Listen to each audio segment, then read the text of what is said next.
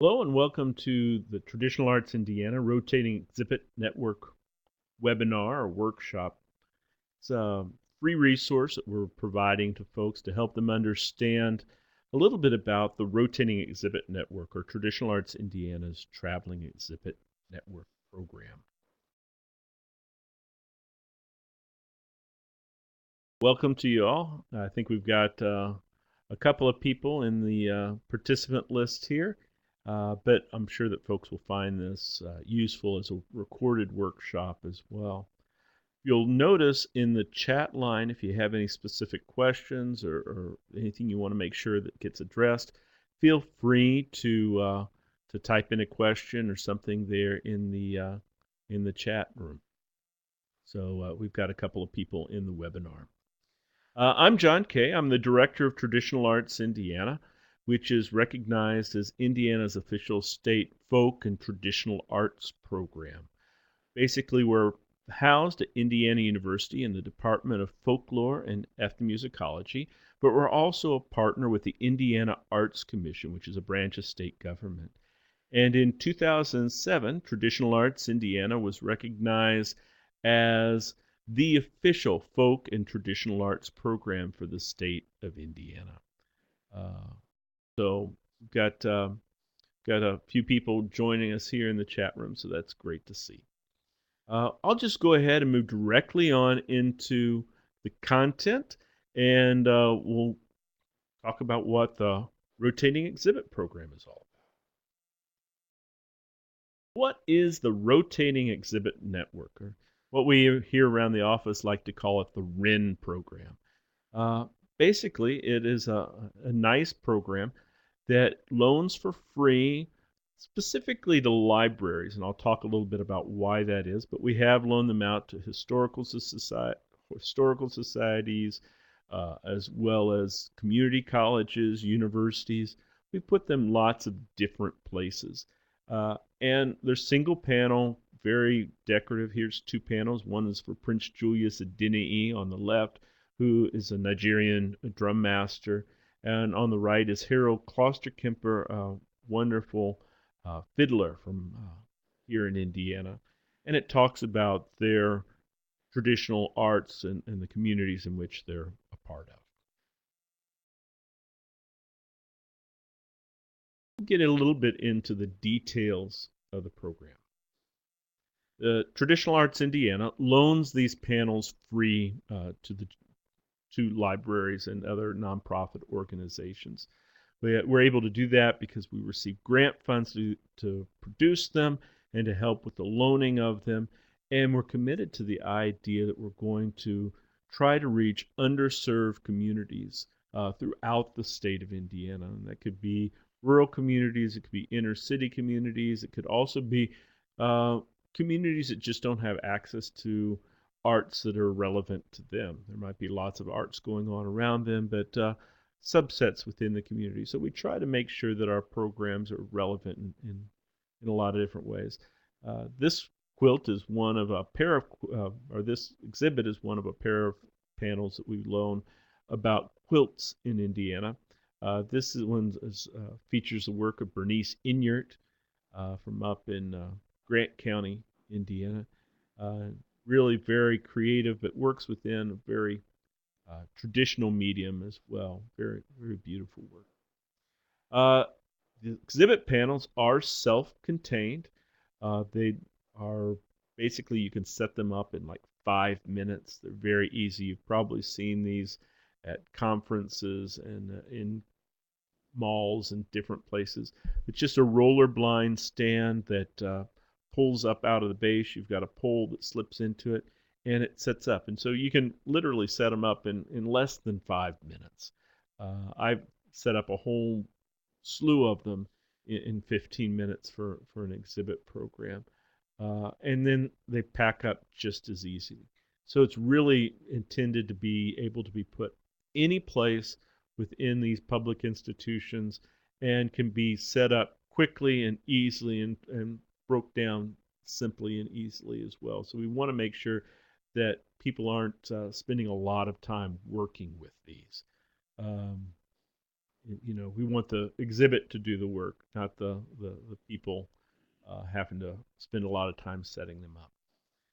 The sites that are in the rotation, and we'll talk about the rotation in a minute, will receive new panels every 2 months. So you're not going to get stuck with one panel and you'll have it for a year or whatever. You'll get new panels every 2 months, and when things work the way they're supposed to, you'll have new content year after year after year. We have in the past had to duplicate a couple of things having to do with people dropping out of rotations or things not being shipped correctly. But for the most part, we are able to loan them out to where you'll have a new panel every 2 months. And then one of the reasons, main reason why I say we design this specifically for libraries is because it's a really good deal for them, because things are able to ship through the interlibrary loan program, or what here in Indiana they call the WHEELS program. So using the WHEELS program, a library is able to pack up their panels, put them into the WHEELS or the interlibrary loan, and they send it on to the next one. That means the panels really cost them nothing. We produce them, we design them, we print them, we ship them to the libraries, and then for them to receive the next one, they ship to a library in the system that they're told to, and they'll receive from one. So it really doesn't cost the libraries anything to be a part of that at this point in time.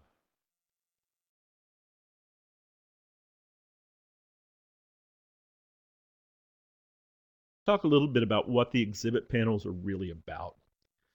As I talked about a little bit about the mission of Traditional Arts Indiana, and the panels are really an outgrowth of that mission.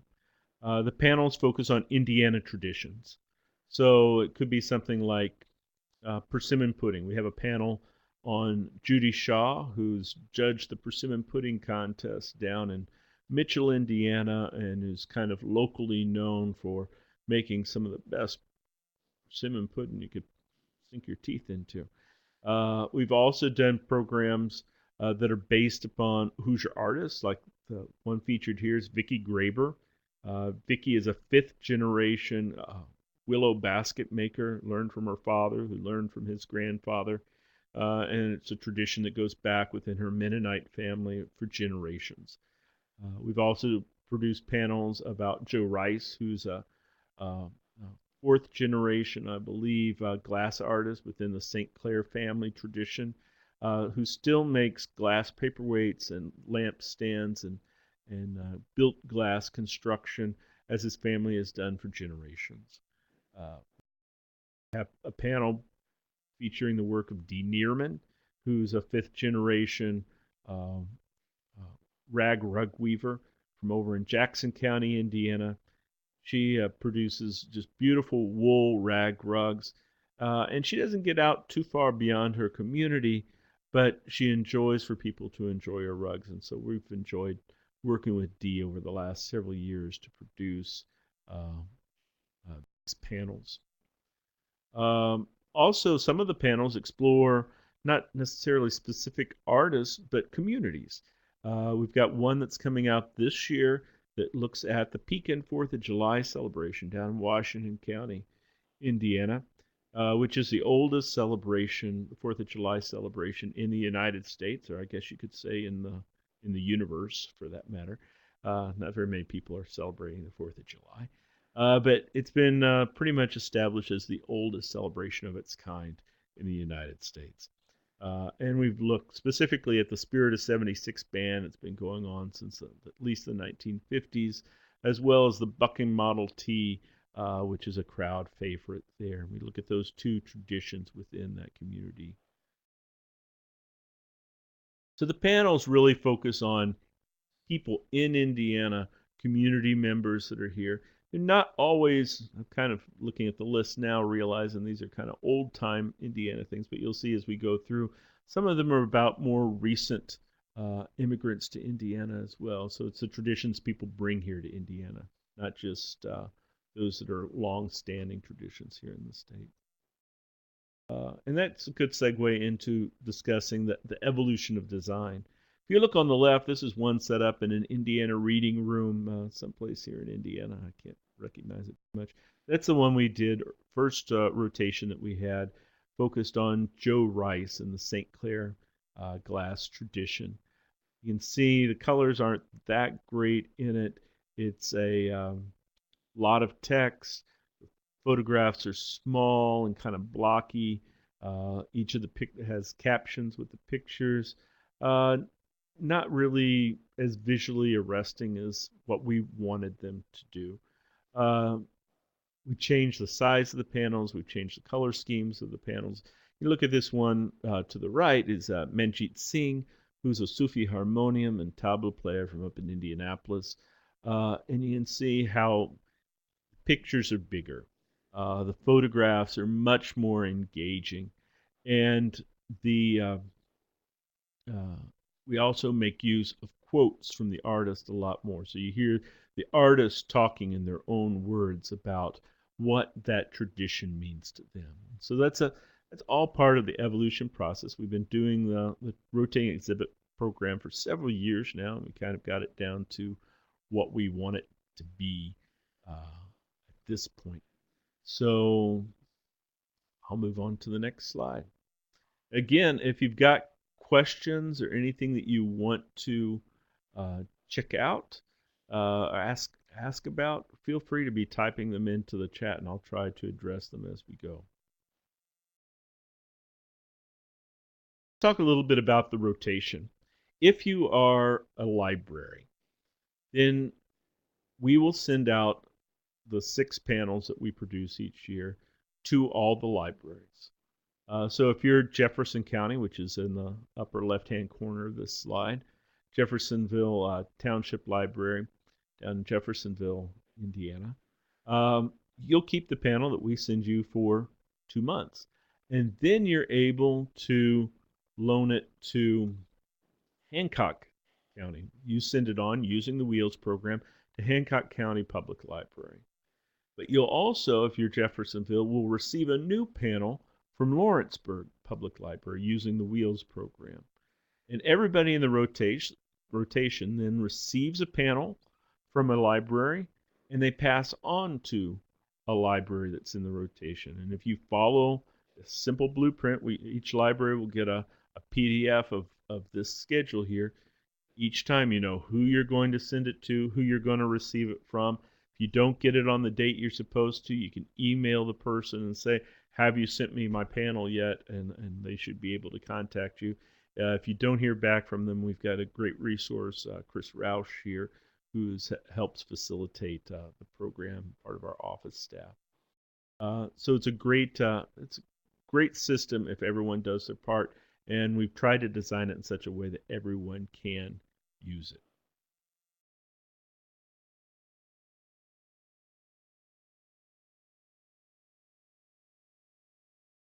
The exhibit schedule, kind of an outgrowth of this. This is 1 year's rotation for one of the cycles that we have. We have, I think, 6 different rotations because each year we're making new ones, and that feeds into the system. And the people that have the new ones first year will send those on to the next year, and we're always creating new content that way, and everyone's always getting new content. But if you look at this, Hancock County Public Library, they'll have the panel on Jeff Davis, who's a 3rd-generation ukulele player, also builds instruments, also carves birds, interesting man. They'll have the Jeff Davis. Vicki Graber will be at the public library, the Mennonite basket maker. Milano Pasic, who's a Serbo-Croatian tamburica builder or instrument builder from up in the Calumet region. His panel will be at Laurel Community Library. Uncle Otis Todd is a bluegrass old-time musician from down in Brown County. It hosts a weekly jam at his house. We've got a panel about that, kind of a community-based panel, and that one will be in Franklin County. And then Judy Shaw's in Lawrenceburg, and the Sisters of the Cloth, which is a panel about a group of quilting group of African American quilters up in the Fort Wayne area. And if you study the system there, That's who has each of the panels in April and May. But if you notice, it's kind of staggered as you go down. So each time in June and July, it moves on to the next. August and September, it moves on to the next. October, November, on to the next. And so the exhibit panel will flow easily from that. So that's pretty simple to understand. Not seeing any questions, so we'll keep going. Another aspect of this that doesn't get played up very much is public programs. We try to encourage libraries to contact the artists. Sometimes Traditional Arts Indiana even has funds to help support public programs. We're willing to work with libraries to try to bring artists that are featured in the rotating exhibit network into their community. If you're not able to get an artist that's featured in the exhibit, maybe we can help you find someone. If it's, let's say, one on quilting, we might be able to help find a quilter close by that could come in and do a program. Or if it's on fiddling tradition or something like that, we can try to help facilitate a program. And one of the ways that we do that is through the use of students. Being based at Indiana University, we're a program that's dedicated to outreach and service to the entire state, but we're also dedicated to bringing up the next generation of museum curators, folklorists, and scholars working in the public spheres. So you look at a picture like this. This is a program done with James Yan, who's a Chinese calligrapher, as well as erhu, which is a one-string violin that he plays. You can see a group of students there. Chris Millet, who's all the way to the left, was the host of that public program, along with Xing Wen, who's standing next to him. And Chris is now the folklorist for the Staten Island Folklife Project. So he was able to springboard from Traditional Arts Indiana to landing a really good job as a folklorist working in another state. And that's one of the things we're trying to do with this program, is to give students also some real-world experiences.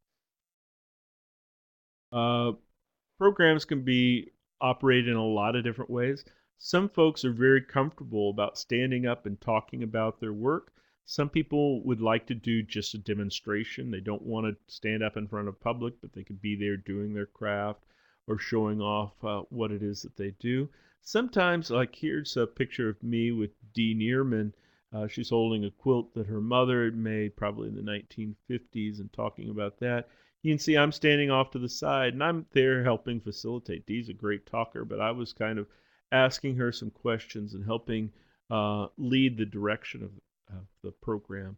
So that's another aspect of this, is Traditional Arts Indiana is willing to help with facilitation of public programs if we can work it into our schedule. So if you join the network and you've got the panel, we're willing to work with you on that. So it's kind of like joining into a club or into a family of programs. Also associated with the public programs is each year we do a handbook, which tells you a little bit about who the artists are, what they expect, kind of what their honorarium or fees that they would like to receive, what types of programs they're willing to do. And if you join the network, then you'll get the public program handbook. We'll send that to you. You can help start to plan your programs for the year. This one here, you can see Danny Tippman, who's a Miami artist from up in northern Indiana, who does just wonderful work with school groups, as well as done some wonderful programs at libraries. Just a really, really neat person. And you can see her panel showing the different herbs and things that she makes as in her tradition. The program is funded, as well as this workshop today, by Traditional Arts Indiana. Traditional Arts Indiana is the host organization. We research these artists. We produce the programs. We design them in-house. We do everything in-house. But we are a partnership between Indiana University in Bloomington, the Department of Folklore and Ethnomusicology, and the Indiana Arts Commission, a branch of state government.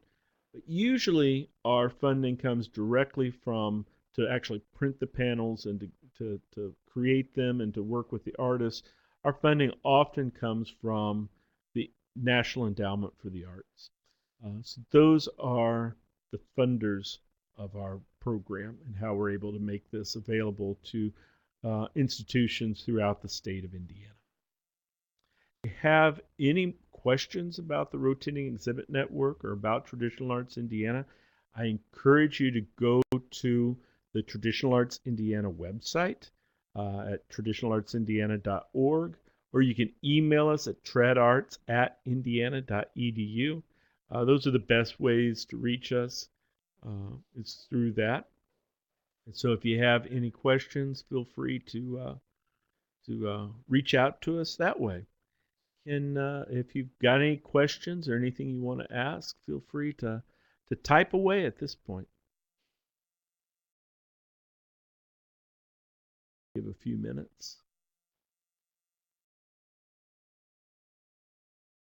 If there's nothing else, I'll stay on the line for a little bit longer, but it's been great having everyone participate today, and hope to hear from you all about joining the RIN, or if you're already a participant in the RIN and want to up your level of engagement through doing some public programs, we'd welcome hearing from you all.